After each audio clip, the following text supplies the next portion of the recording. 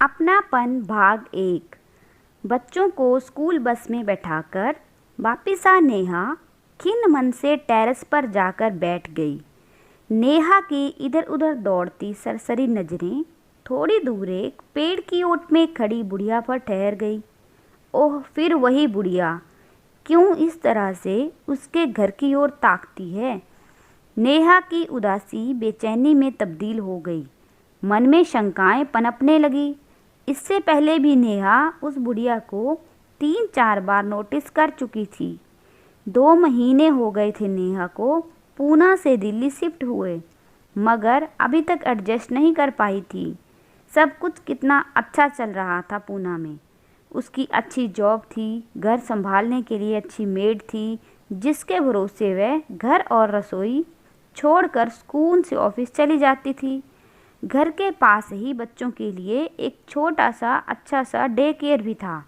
School के बाद दोनों बच्चे शाम को उसके ऑफिस से लौटने तक वहीं रहते। लाइफ बिल्कुल सेट थी, मगर सुमित के एक तबादले की वजह से सब गड़बड़ हो गया। 2 दिन बाद सुमित टूर से वापस आए तो नेहा ने उस बुढ़िया के बारे में बताया। सुमित को भी कुछ चिंता हुई। ठीक है, अगली बार कुछ ऐसा हो तो वॉचमैन को बोलना, वो उसका ध्यान रखेगा, वरना फिर देखते हैं, पुलिस में कंप्लेन करते हैं। कुछ दिन ऐसे ही गुजर गए। एक दिन सुबह नेहा ने टेरेस से देखा, वॉचमैन उस बुढ़िया के साथ उनके मेन गेट पर आया हुआ था। सुमित उससे कुछ बात कर रहा था।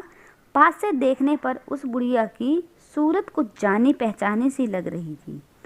नेहा को लगा उसने यह चेहरा कहीं और भी देखा है, मगर कुछ याद नहीं आ रहा था। बात करके सुमित घर के अंदर आ गए और वह बुढ़िया मेन गेट पर ही खड़ी रही। अरे, ये तो वही बुढ़िया है जिसके बारे में मैंने आपको बताया था। ये यहाँ क्यों आई है? नेहा ने चिंतित स्वर में सुमित से पूछा। बताऊंगा तो आश्चर्यचकित रह जाओगी। जैसा तुम उसके बारे में सोच रही थी वैसा कुछ भी नहीं है। जानती हो वो कौन है?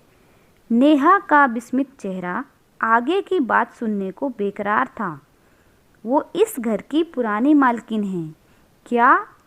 मगर ये घर तो हमने मिस्टर गोपाल से खरीदा है।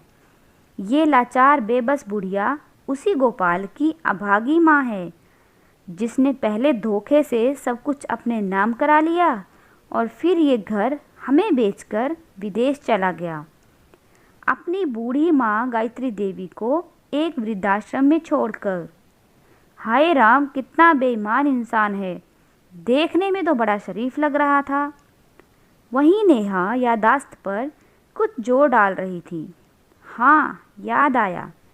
स्टोर रूम की सफाई करते हुए इस घर की पुरानी नेम प्लेट दिखी थी। उस पर गायत्री निवास लिखा था। वहीं एक राजसी ठाट बाट वाली महिला की एक पुरानी फोटो भी थी। उसका चेहरा ही इस बुढ़िया से मिलता था। तभी मुझे लगा था कि इसे कहीं देखा है, मगर ये यहाँ क्यों आई है? क्या घर वापस लेने? पर हमने तो इसके पूरी कीमत देकर खरीदा है। नेहा चिंतित हो उठी। नहीं नहीं, आज इनके पति की पहली बरसी है। ये उस कमरे में दिया जलाकर प्रार्थना करना चाहती हैं जहां उन्होंने अंतिम सांस ली थी। इससे क्या होगा? मुझे तो इन बातों में कोई विश्वास नहीं। तुम्हें ना सही, उन्हें तो है। और अगर हमारी हाँ से उन्हें थोड़ी सी खुशी मिल जाती है तो हमारा क्या घट जाएगा? ठीक है, आप उन्हें बुला लीजिए। अनमने मन से ही सही, मगर नेहा ने हाँ कर दी। गायत्री देवी अंदर आ गई। क्षीण काया, तन पर पुरानी सूती धोती, बड़ी बड़ी आंखों में आंसू। अंदर आकर उन्होंने सुमित और नेहा को ढेरों आशीर्वाद दिए। नजरें भर भर कर उस पराये घर को देख रही थी जो कभी उनका अपना था। आंखों में कितनी स्मृतियां थी, कितने सुख और कितने ही दुख एक साथ तैर आए थे। वो ऊपर वाले कमरे में गई। कुछ देर आंखें बंद कर बैठी रही। बंद आंखें लगातार रिस रही थी। फिर उन्होंने दिया जलाया, प्रार्थना की और फिर वापस से दोनों को आशीर्वाद देते हुए कहने लगी, मैं इस घर में दुल्हन बनकर आई थी। सोचा था अर्थी पर ही जाऊंगी, मगर स्वर भर्रा आया था। यही कमरा था मेरा। मगर गोपाल के पिता के जाते ही आंखें पुनः भर आई थी। थोड़ी देर घर से जुड़ी बातें कर गायत्री देवी भारी कदमों से उठी और चलने लगी।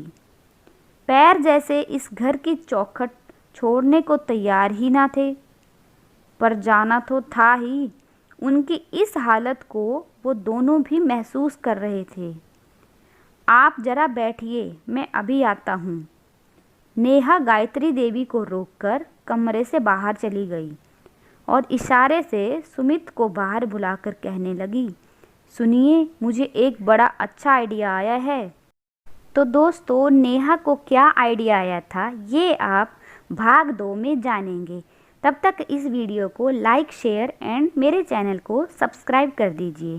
Thanks for watching.